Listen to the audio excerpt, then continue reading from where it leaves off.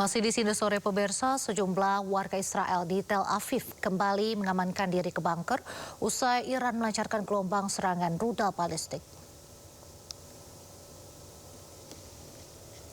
Sejumlah rudal yang melintas di langit Israel pada Senin malam merupakan gelombang serangan ke-45 yang dilancarkan oleh Iran ke ibu kota Israel, Tel Aviv.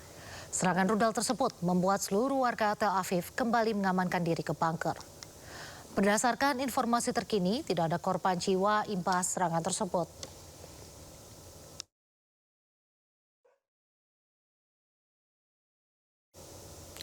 Iran terus melakukan serangan balasan terhadap Zionis Israel dan Amerika Serikat dalam perang yang telah memasuki minggu ketiga. Sejumlah orang dilaporkan mengalami luka akibat serangan balasan Iran di sejumlah kota di Israel.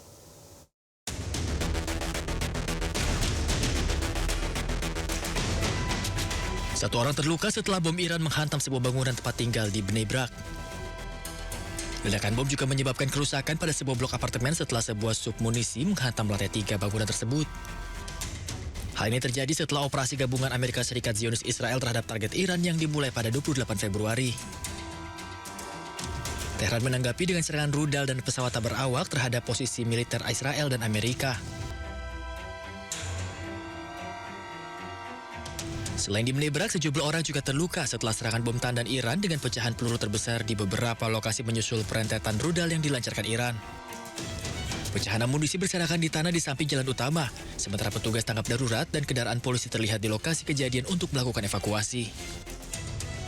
2 orang mengalami luka ringan dalam serangan.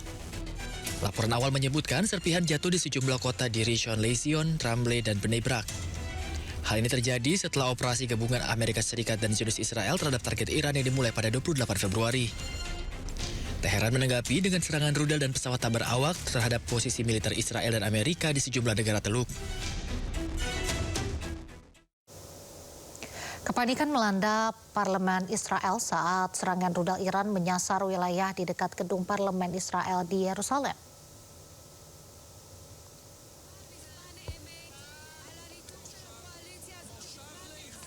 Para anggota parlemen Israel tiba-tiba berdiri dan bergegas mencari perlindungan setelah sirine peringatan rudal berbunyi saat rapat diadakan. Sejumlah pecahan rudal balistik yang diluncurkan Iran jatuh di berbagai lokasi di dekat gedung parlemen Israel di Yerusalem.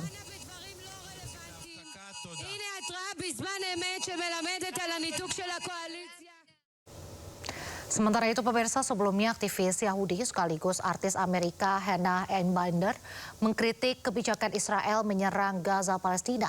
Sebagai warga negara Amerika, ia tak rela pajaknya digunakan untuk mengebom anak-anak Palestina.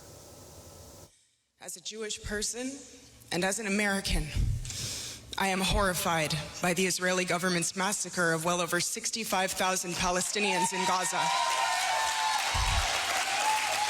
I am ashamed and infuriated that this mass murder is funded by our American tax dollars. And I know that my condemnation of Israel's bombardment of Gaza is not despite what I learned in Hebrew school, but because of it.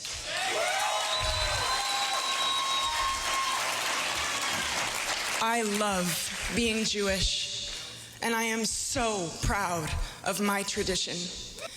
Israel's actions are not in the name of Jewish safety, and it is the very conflation of Israel's actions with the Jewish people that continues to endanger Jews around the world.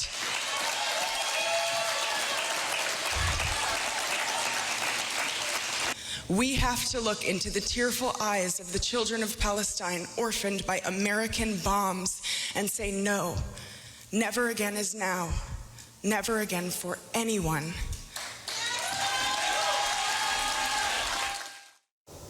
Pemirsa, lagi-lagi Perdana Menteri Israel Benjamin Netanyahu mengeluarkan video untuk membantah isu dirinya meninggal dunia.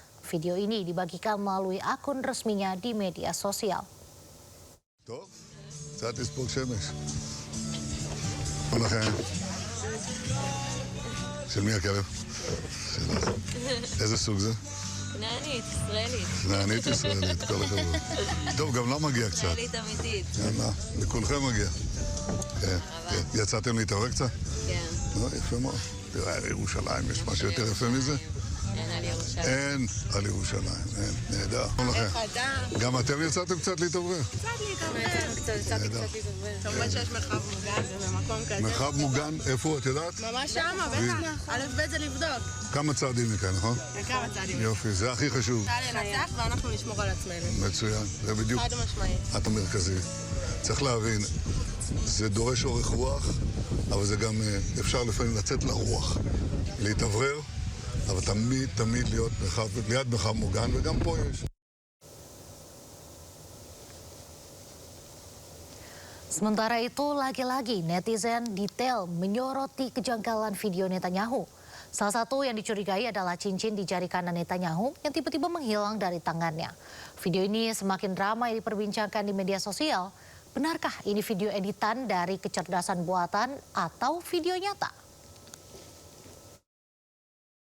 Puncak arus mudik lebaran. Hari ini rekayasa lalu lintas kontraflow dan satu arah siap diterapkan untuk mengurai kepadatan. Kita update informasinya di rest area 207 Tol Palimanan. Sudah ada rekan Jessica Winoto. Selamat sore Jessica, bagaimana situasi terkini arus lalu lintas di sana? Ya, selamat sore Nadia dan juga pemirsa. Untuk kondisi arus lalu lintas terkini di ruas tol Cikampek Palimanan, tepatnya di kilometer 207, terpantau masih ramai lancar.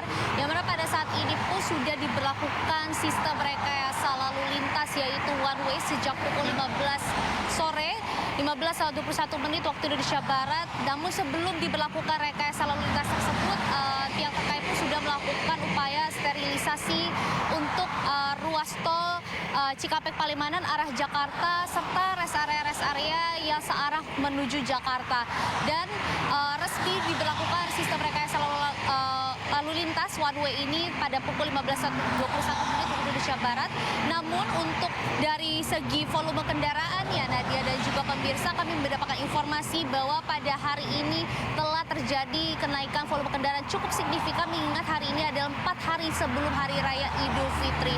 Yang mana informasinya peningkatan volume kendaraan mencapai 27%, yang mana sebelum hari ini, yaitu kemarin sempat terjadi penurunan volume kendaraan, tapi pada hari ini mencapai 41.000 kendaraan yang telah melintasi dari tol Cikopo Palimanan menuju Cirebon.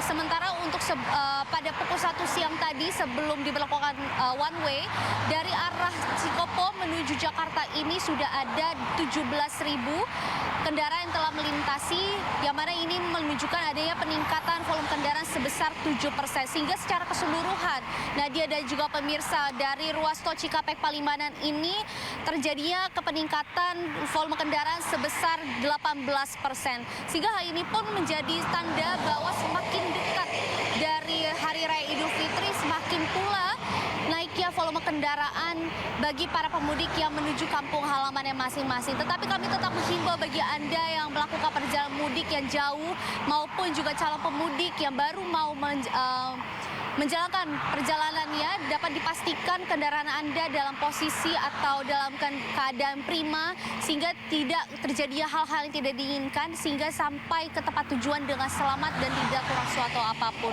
Sementara Nadia dan juga pemirsa, kita akan terus pantau bagaimana perkembangan situasi arus lalu lintas di tol Cikampek Palimanan. Apakah nanti semakin malam terjadi semakin padat, kami akan kabarkan ke Anda. Nadia.